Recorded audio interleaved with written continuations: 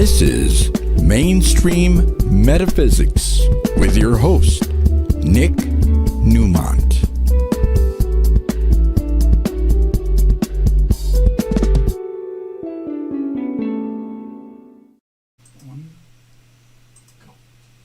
Well, good evening. Welcome to Mainstream Metaphysics. I am Nick Newmont.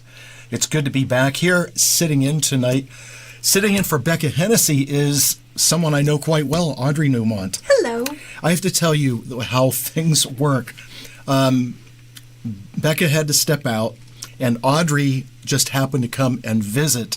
And what an opportune time for her to just show up in the studio. I just jumped right in this seat, along with our audience, our viewing audience, my bestie from Florida and her sister Gail. So Robin Baker is in the house. We have an audience today. So Right. Nice to be here with you. Yeah, thanks for filling in. So we have a lot to talk about. You know, one thing I want to mention is that next week, and you really want to watch, because Vedic astrologer Carol Allen is back. I've confirmed with her, and we will be talking about election results and the state of the country and all that kind of stuff. That was a really good show that you guys did last a couple time. months I mean, ago, it was right. like fantastic. And so highly recommend that. Thank you, and I'm going to chime in with what I see astrologically and psychically on all those topics. So definitely, and coming up the end of the month, October 29th, will be 5 years to the day that I have been doing Mainstream Metaphysics, which started out at the studios of LA Talk Radio. Then in time, Audrey joined in. We did the show together with extra guests. And I am working on quite the guest list. That is going to be a 90-minute show, so it'll be quite the cavalcade of past guests and present topics and getting caught up with a lot of people. And I'm not going to mention any names of who's going to appear that night. I know you are, and Becca will, but we're going to have guests. It'll be like the old Tonight Show when it was 90 minutes. So watch for that. And you're not doing a show this week, right? No, and I got to say, I'm not doing it because we've got that massive hurricane that's going to be going through Florida. My friends are here from that area, and we are just holding everybody in our prayers. So tomorrow night, I'm just going to be on prayer duty and just trusting that that storm is moving south and it's hitting an area where there's not as many people, and holding everything in the highest. I think it's a big deal. It is a big deal. One thing that I've been doing since last night is calling upon my emissaries and overcoming Mother Nature and getting my non-physical buddies to move it. In other words, diminish it. Look, we as humans, we are very powerful. And just because we are told that something is going to happen and it may not be good, we have the ability to change that. And when we bind together as one and change the intention, we can overcome things. And that's what you have to remember. But if you sit at home watching the news, being fear-based and sending all this pity energy to those people, that doesn't help anybody. Get in touch with your higher self. Ask for help, that your angels, guides, spirits go there and help turn this thing around. You can do it. We've been working on it. It's already down from Category 5 to Category 4. And I think it's turning slightly south. Which I said a few days ago is what would happen. Yeah, we did a little read on it, and Robin and Gail, it was like he was letting them know, I don't think it's going to be hitting so directly, and it'll go a little on the south side. He said it a few days ago, so that's pretty cool. Thank you. Well, I intended that. We all are intending it, yeah. So anyway, we have a lot of good things coming up. We're going to talk about the workshop that I have this coming Saturday in the second half of the show. And please remember that October 26th is the psychic panel at our center with Inanna, Gina Ann, Mary Elizabeth, and myself. It goes from 11 to 2, and then private readings after that.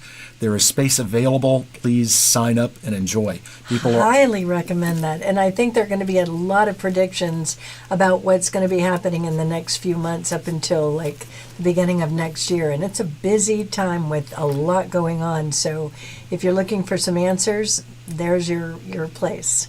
On a very slight note, we talk about all the retrogrades that go on.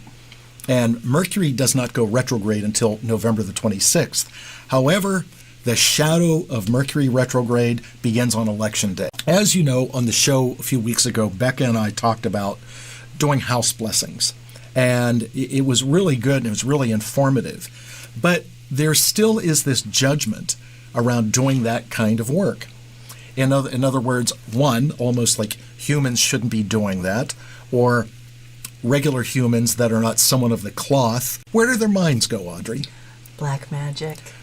Right, demonic, satanic. I'm going to just jump in for a second. I have a person that was asking me about this, and they read the Bible a lot. They're very Christian, and from what they are reading, it's like what we do is wicked and it's bad. And I had to explain to this person, everything is energy. Energy is everywhere present, and you have the ability to work with energy. So when you are doing the kind of work that you do, it's like white magic. It's all good. It's benevolent. It's kind. It's, it comes from the heart, and its intentions are really, really good. And that's something that people miss because they just hear the word pentagram and it's like, oh, you're those people. Well, first of all, let's address the pentagram. The symbol of the pentagram is very ancient, and everyone associates the cross, the sign of the cross, as representing God or Jesus. But actually, first of all, the cross is a cross-section of the four main archangels, Michael, Gabriel, Uriel, and Raphael. However, they represent only four elements: earth, air, water, and fire. There are 5 elements, and the 5th element is known as ether or spirit, and that archangel is Metatron. And so the pentagram, the 5 points of the pentagram, are represented by the 5 archangels and the 5 elements. See, the 4 forgets about spirit, all right? Like in terms of our logo, okay? Mm-hmm. It's elemental, right? Because it's love, success, health, and happiness. But the center point of that is spirit. Right. Faith, okay? So that's what a lot of people miss. And the pentagram ritual comes from the 5th branch of the tree of life, the branch of Gevurah, all right, which is the branch of truth and justice. So when we're talking about tree of life, which is Kabbalistic, it doesn't get any more holy than that. This is very high vibrational information that is ancient, ancient, ancient. So when people don't understand, what do? They judge. Yep. They criticize. Yep. So people have to be educated. The bottom line of it is when he's doing that work, whether he's clearing out an entity, whether he's clearing out the other kinds of energy, it feels better. And the business gets better. He can go through and he literally makes it a better environment in whichever way, shape, or form the person is requesting it. And that's the bottom line. It's not like you're going in there and making it dark. Oh, God, no. Well, in the 5th branch, Gevurah being the branch of truth, the idea of the pentagram ritual is not only just to clear the energy, but to bring truth to the surface, to remove that veil. So people can see, what is the truth, and for problems to be solved. And sometimes in the years that he's been doing this, things that come out about truth are, sometimes a little challenging for people, right? Well, yeah, but because I'm doing that, I have to be truthful. I can't hold back, because then that's my karma for not telling them the truth. Right. And sometimes people just don't want to know the truth. Well, sometimes the truth hurts, but they need to know the truth. For instance, I had something come from, recently I did one of these things, and I said to the homeowner, who is no longer in this homeowner and spouse are not together. And I said that information would come out about the spouse, and that actually a friend of the friend would come forward and reveal all this information. And I got a text today that was true, that a friend ratted out the other spouse. Right. So sometimes the information isn't always fun, but you need to know that. How many times, I mean, you and I in our practice, it's like if you don't know the truth, if you don't have a clear understanding of exactly what's going on in any given situation, then you don't have the ability to use that information and be more intentional in your life. You know, sometimes people are like, you said something to somebody recently and they were like, ugh, that just ruined my whatever, and they didn't really want to hear the truth at that moment.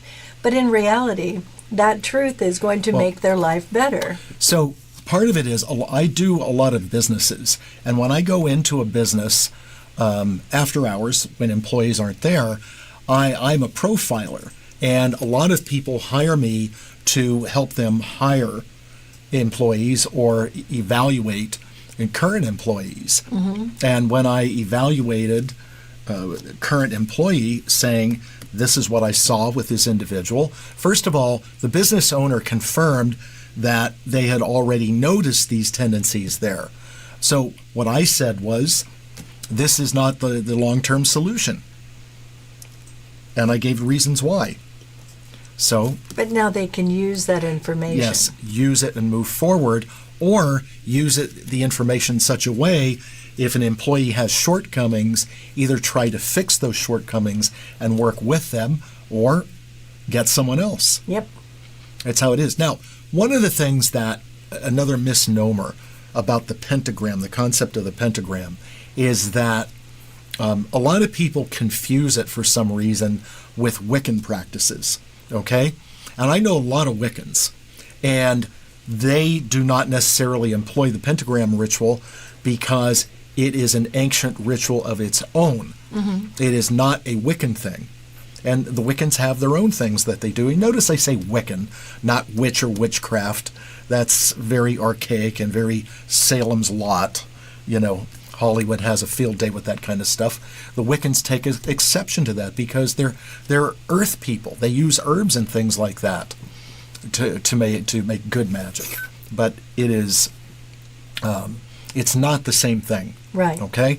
Now, I realize in the tarot that the devil card has an upside down pentagram. Now, the reason for that is that card represents, with the point down, man's temptation into earthly things, instead of it being up, going more towards spirit. Mm-hmm. That's all that means. Okay. It's a lot about symbolism. Well, symbolism is huge, and I have books on symbology that I've read. So it's fascinating where all these things come from. Exactly. Like, for instance, just the square, the cube, that's the symbol for Earth. I didn't know that. Yeah. Huh. Yeah. All this stuff, see? You come to my office and look at my library sometime. You'll see some fascinating books I have in there. I don't make this stuff up. Right, Ed? Yes, sir. Yeah, there we go. That's Ed Hunt back there behind all the equipment, taking good care of us. And we are here in the studios of Conejo Valley Talk Radio and the Newmont Consciousness Network. You get Newmont Squared this evening. Once again, Audrey's filling in for Becca Hennessy. So, anything else you want to talk about in the pentagram ritual? You know, because there's more that I have. He has come home so many times with stories about that, and we've done, some jobs together, and it is really interesting to do that work as the practitioner. What? Audrey can't ever say who our clients are because there is a high level of confidentiality. This I can say. There is a very, very well-known musical performer, okay, household name, and Audrey and I did their home together. the two spouses, and Audrey is just sitting there admonishing this performer, and this performer is kind of like doing this. And Audrey admonishing him. Audrey, it was good, okay, but it was like what I said was accurate. To be clear. And you could see this individual just kind of cowering, like, "Oh, I'm in trouble," and it was like Audrey she owned her chops. She is not intimidated by people of that ilk. No, and neither am I. One of the things is when you're doing a cleansing like that, there's a part of it where there is a certain amount of feng shui that's going on, and you can see where people block things. And in front of the front door, literally the door that goes out into the front, because they normally will go into the back door or whatever, they had a generator there blocking the door. A spare generator in a box. A spare generator in a box that hadn't been moved.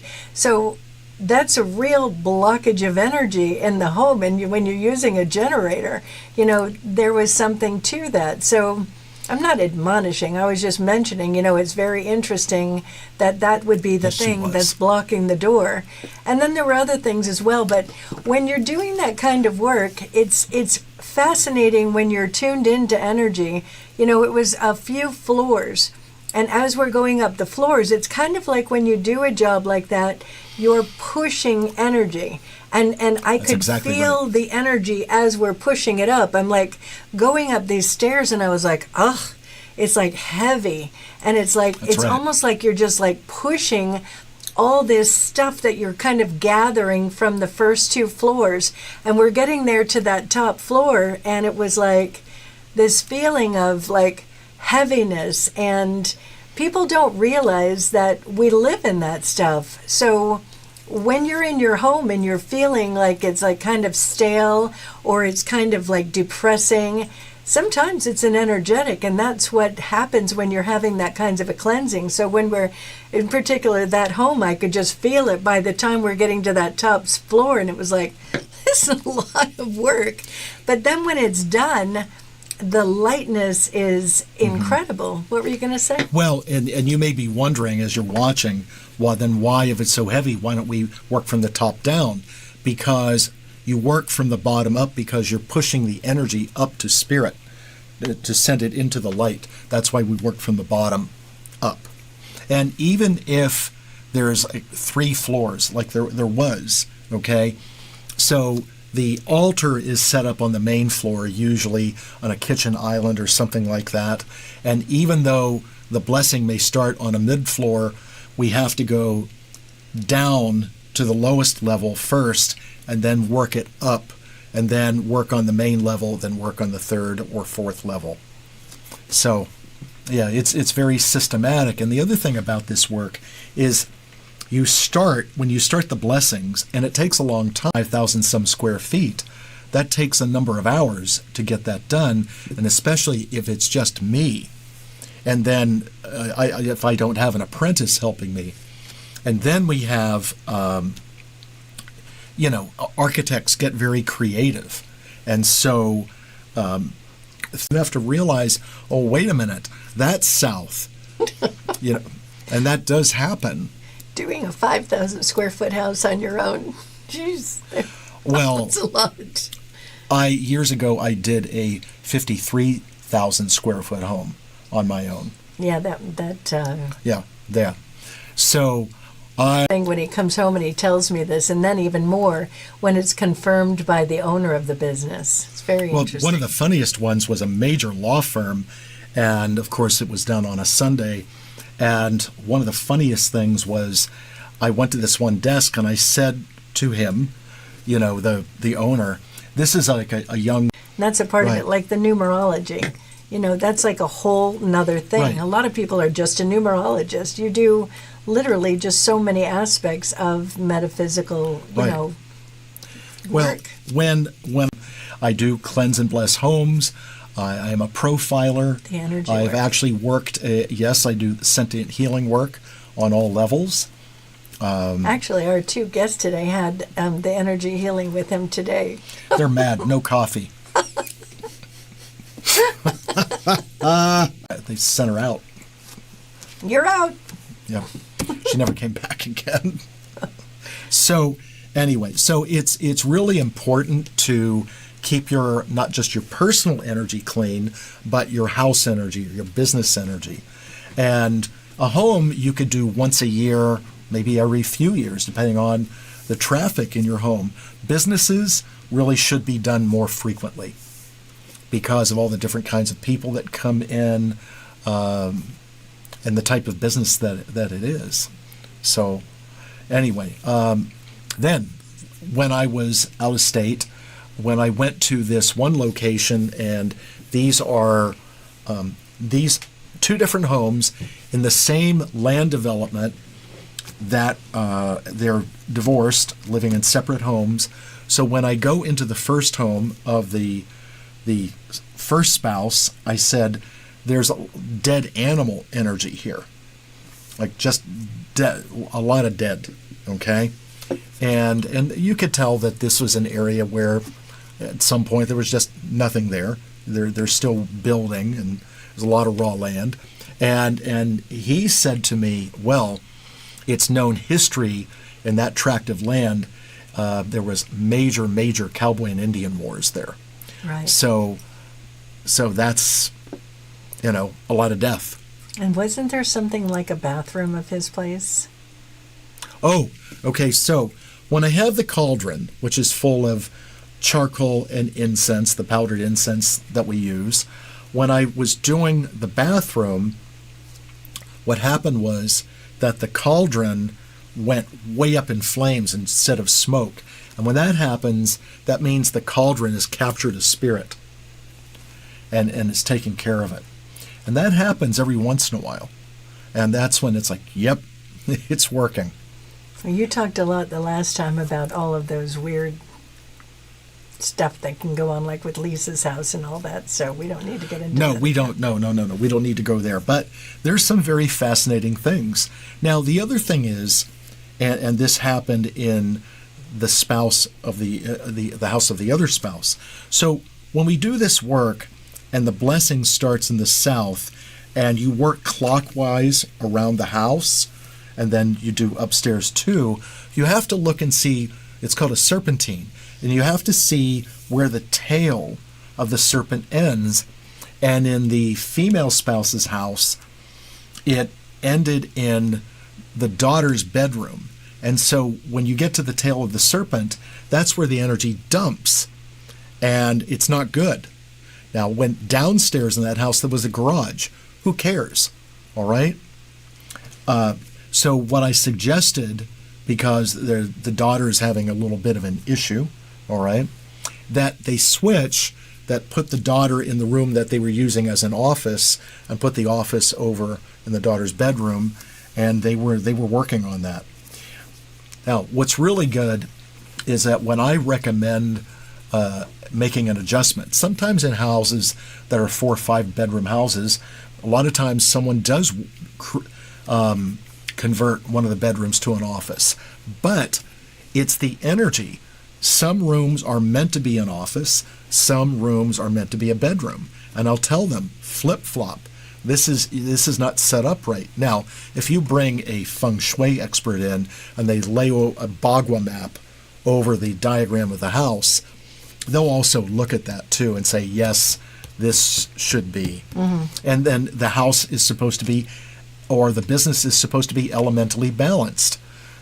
Like in that place, because it's hot there, they had a lot of fire, air, earth, but no water. So what do I recommend to people? More water?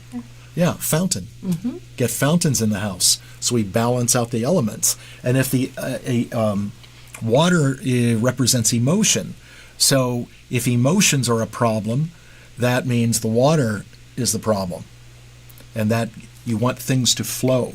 So there's a lot of recommendations. I always joke with people, I go, I know it's easy for me to spend your money, but I highly recommend that you do this. And you know what? Most of the time they do. Now, when people don't make the adjustments that I suggest, then the problem comes back. All right? And sometimes clients with their personal energy work, they do that too. Did you do this? No. It's like, well, what are you waiting for? I can't do that for them. Right. So anyway. With this stuff with the house, we have our own home that we literally take that, and we've got the fountains at our house. We've got the live plants. We've got the different things working to keep that energy balanced. Makes a big difference. So if he's making a suggestion, it's for your own benefit. Absolutely. Because if you're paying me that kind of money to do that kind of work, then you do the follow-up. Because then they have to, the candles are the tall 5-day candles with the clear cylinders. Then they have to take a picture of the cylinder when it's finished so I can look at it and see just what's there. How well it burned. Is there too much residue in there? So I can make recommendations back, because some of those people are working on getting fountains. Some of them ordered crystals from me, and I've already shipped them. So, you want it to be better. And by the way, you can maintain it. If you do the right things and do the things that I suggest, you may not have to have me come back and do that for a long, long time. So it's in your best interest to maintain your energetic flow, right? Anyway, have we said enough about I think so. all that? I think we're on to this. All right. So this coming Saturday at the center from 10 to 5, I'm teaching numerology, and it's an all-day event. It's a lot of fun. You don't need to be psychic to do numerology. Here's this came out in 2003, and there's an extra topic I'm going to add in. So if you've taken numerology before, there's some things I'm going to bring to the table, as it were, about numerology. And I know there's Ed back there laughing. I know, very punny. I'm going to talk about a concept that has to do with compatibility, because people always want to know about compatibility. Will this work? Will that work? So what we have, and in a moment I think the overhead camera is going to go on. There we go. So this is what's called bonding numbers, all right?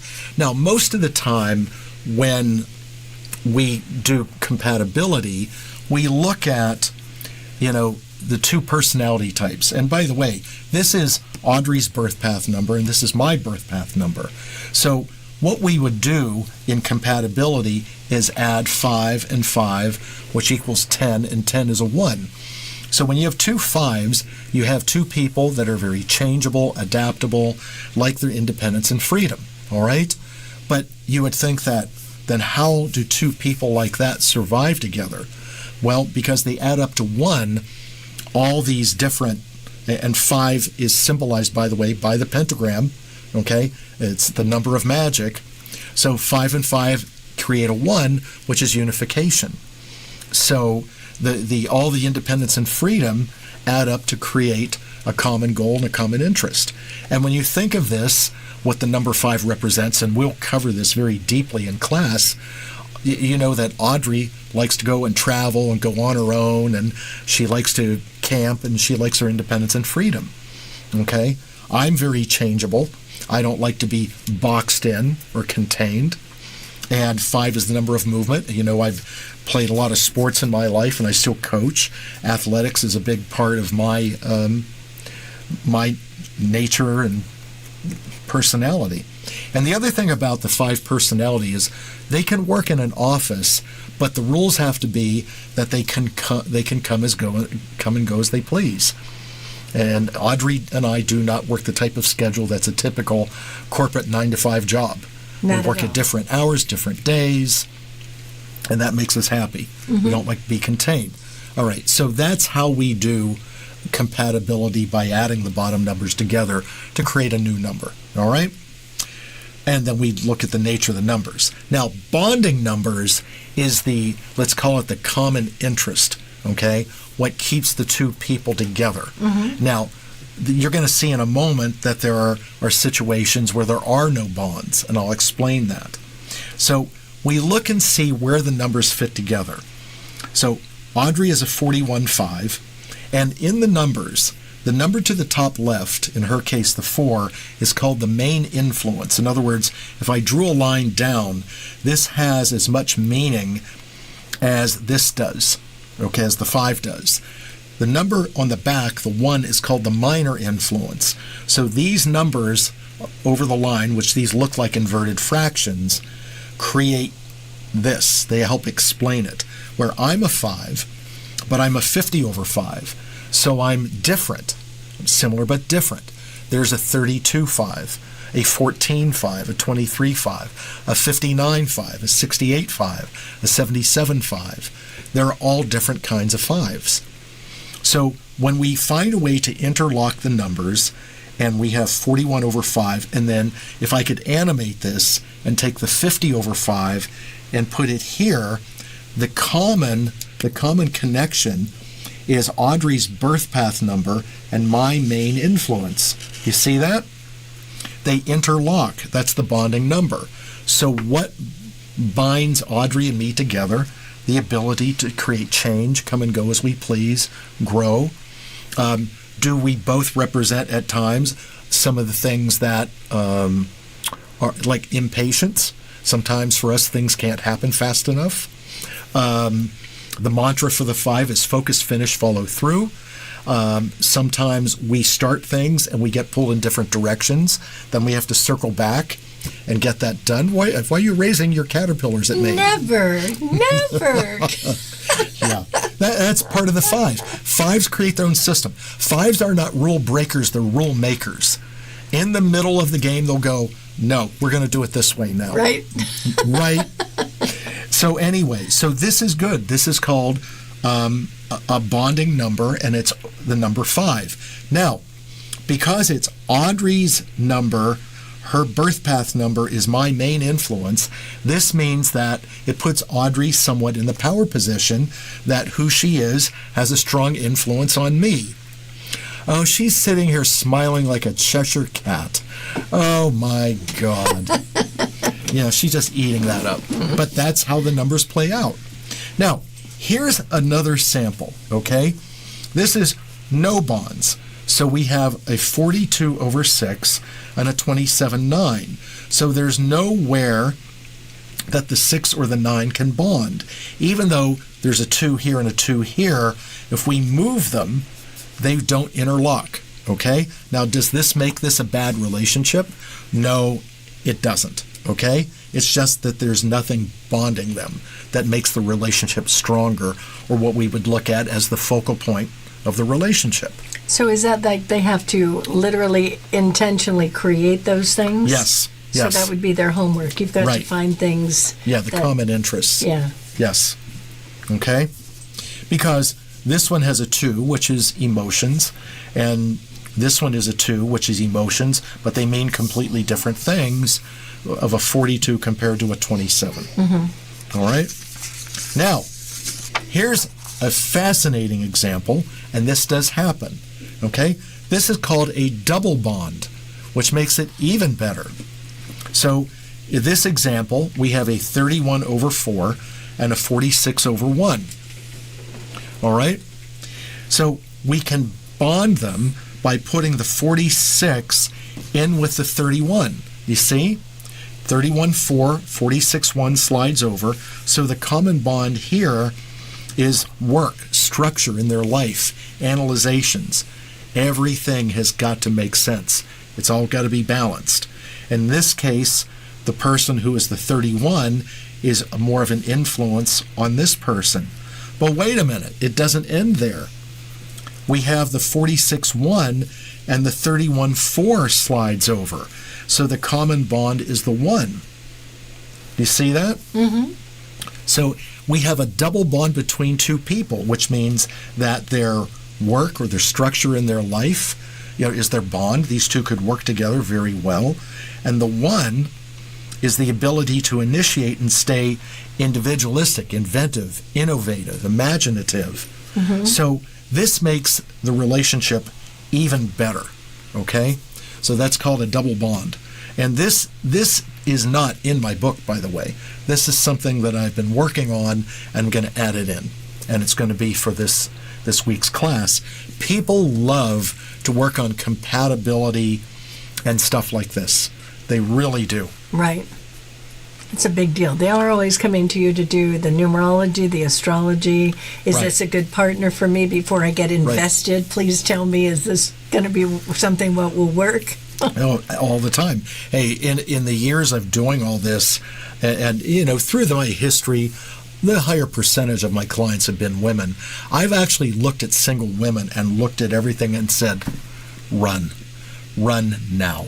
And then they don't. Some don't and some do. You've had people that don't, and then they get into all kinds of mischief. Well, what Merlin likes to say is, you humans like to find out how bad it can be. He has said that many times. And it's true. Here comes the waiter with your hot plate. Be careful, miss, it's hot. Ow! We said it was hot.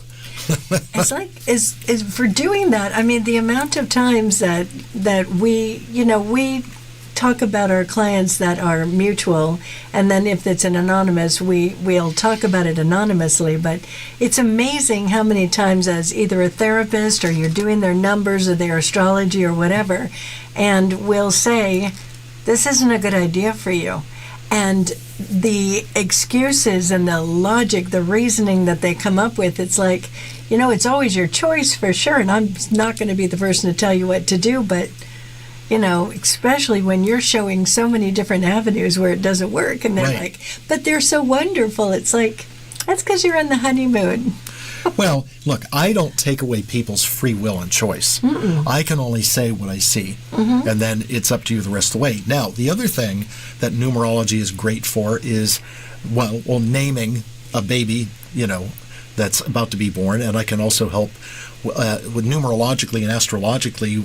If they're going to do a C-section, I can actually create the chart. Mm-hmm. But the other thing is, if you're going to change your name, or you're going to change the name of a business, or open a business, that I do that a lot. And naming a business is really important because the birth path number is when it's born. But in my book, I call the name, anybody's name, or the name of a business, the environmental influence. And that's people's perception of a person or an entity. And that is huge because, well, what's in a name? Everything. And I've had many situations where they had a name that wasn't working out. I went in and renamed it, and all of a sudden the business takes off.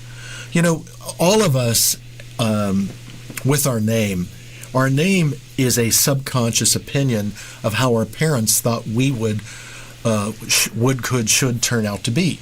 Okay? My mother named me after a cartoon. Right. Audrey. What's that all about? Little Audrey. Okay? So what happens is that 90% of the time, the number of the name does not match the birth path number, which means that people, parents, teachers, bosses, friends are feeding back to us the wrong information. Now, when our daughters Serena and Milena were born, we configured the names to perfectly match their birth path numbers. And it doesn't make their whole existence perfect, but at least people feed back to them, who they are. Can I just say something? You just did. I'm going to say something else.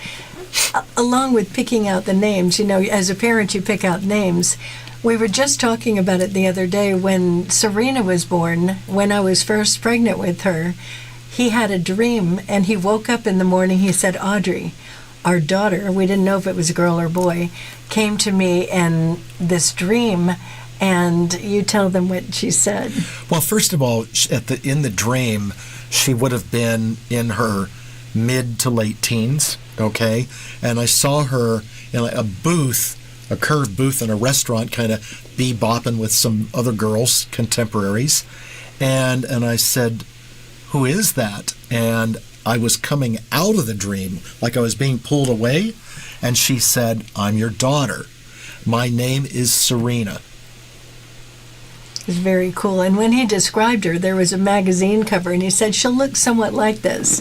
Now, this is well before she was much of anything, and that's exactly how she looked as a teenager. And then we have another one that's blonde-haired, blue-eyed. So, it was very definite. Now, in naming Serena, okay, and this is the magic of all this, is that the archangel, which has a lot to do with how you and I have come together, is the Archangel Ariel, Auriel. She's the female version of Uriel, which means Lion of God, or in her case, Lioness of God.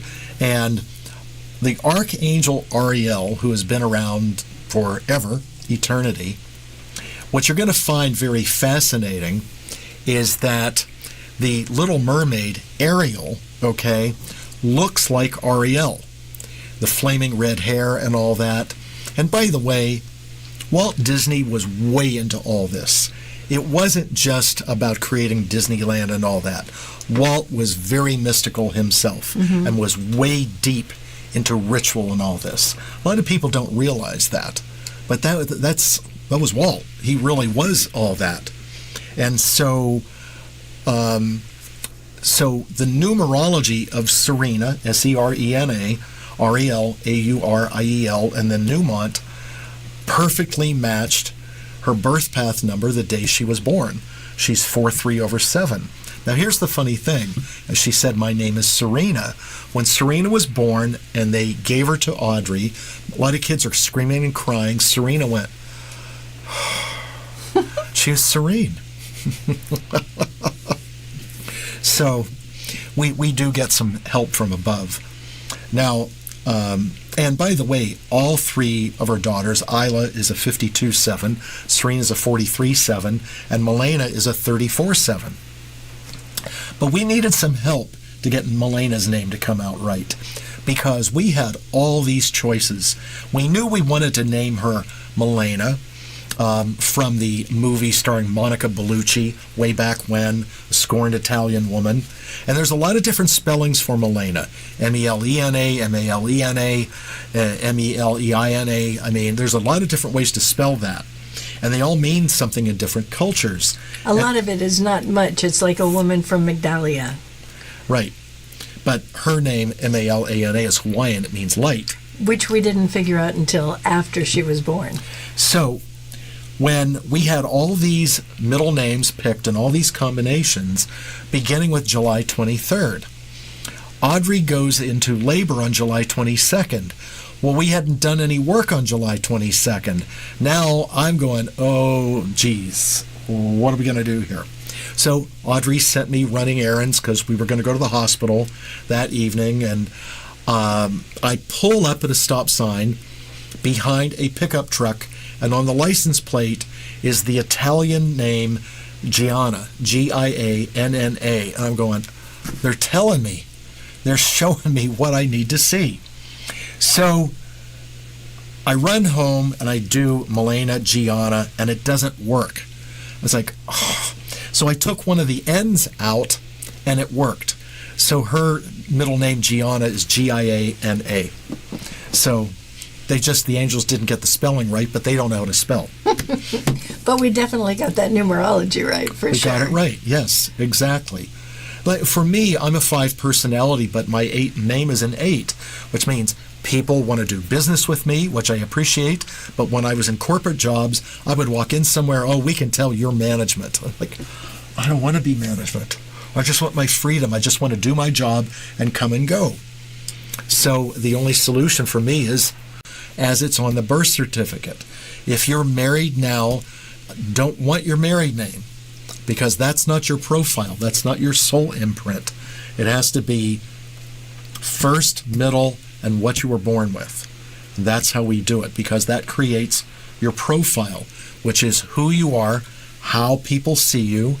The vowels in the letters of your name are your early desires, okay, who you think you are, and then the consonants create how you develop between 35 and 40.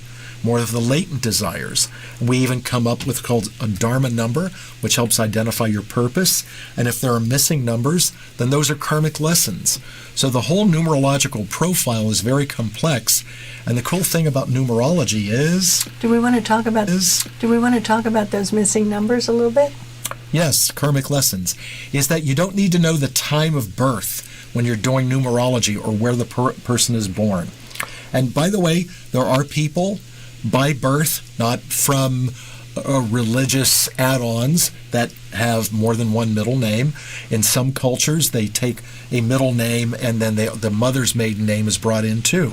Okay? Then there are some people that do not have a middle name by birth. And by the way, added on baptismal names, confirmation names, those do not count. And if you are doing the name of a business or a person's name, the add-ons or titles like junior or senior are not part of the numerology. Okay? Or esquire or a title or anything like that. That is not part of it. It's simply the name. Okay? Can I? Go ahead.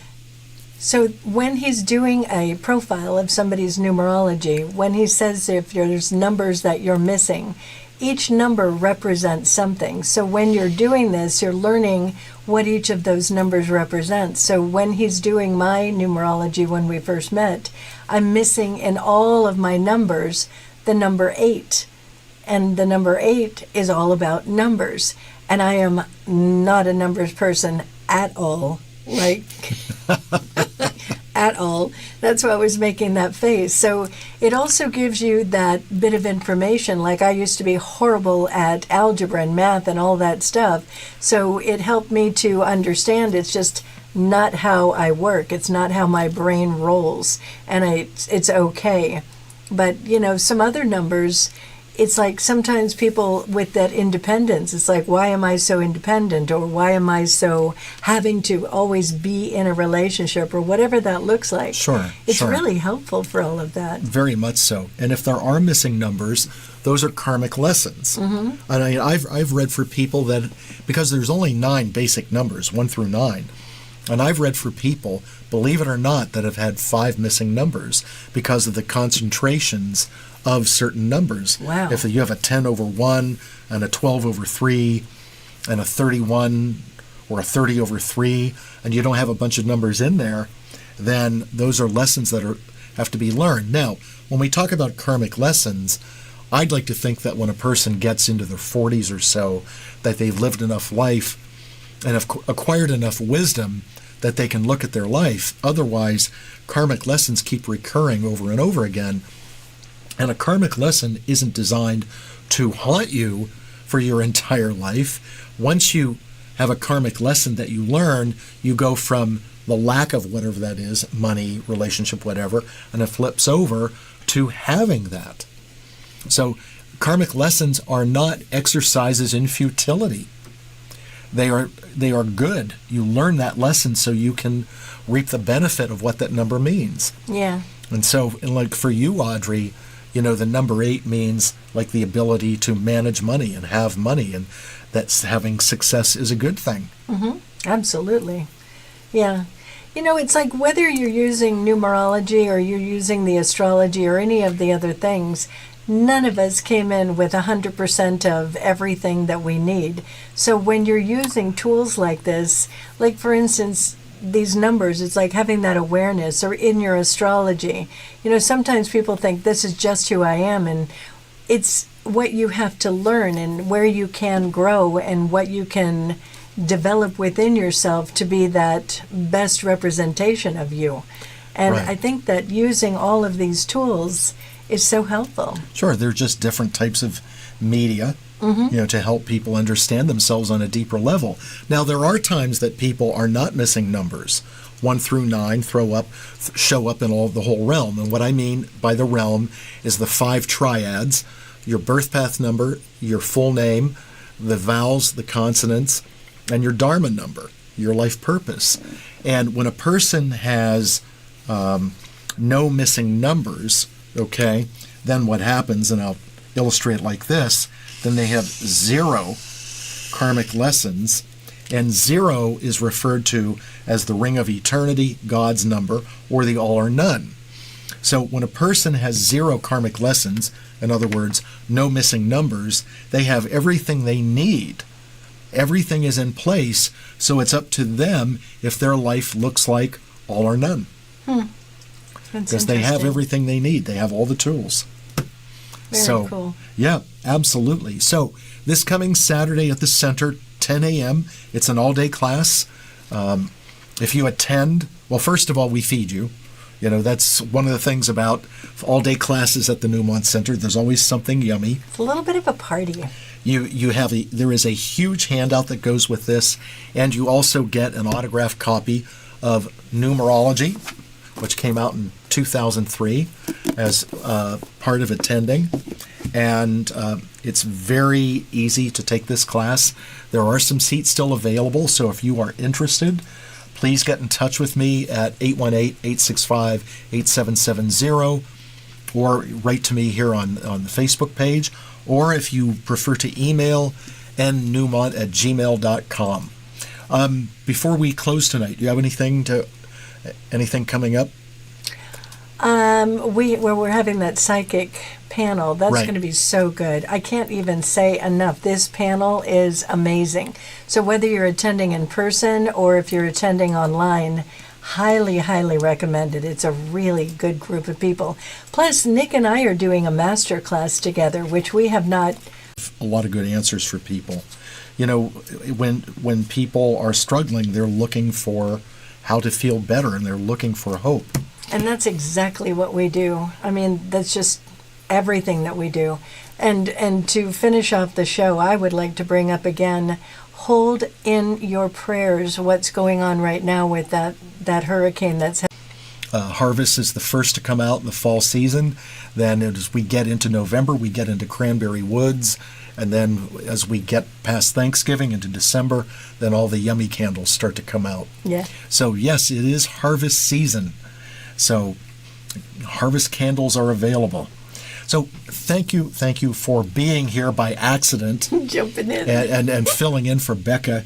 I really appreciate that. My pleasure. And please tune in next week. Carol Allen, Vedic astrologer, longtime friend, is going to be back. It will be very fascinating as to what we get into. Thank you so much. We're coming up on 5 years of having done mainstream metaphysics, and it's been an incredible 5 years and everything that we've seen. And we have a lot of years ahead of us of doing this. And next week, Audrey will be back with Conscious Mind Tripping. And Gary Stewart as my guest. So anyway, thank you again, all of you. As always, take care of yourselves. Take care of each other. I'm Nick Newmont. This has been Mainstream Metaphysics here on Conejo Valley Talk Radio, and I will see you next week. Good night, everyone.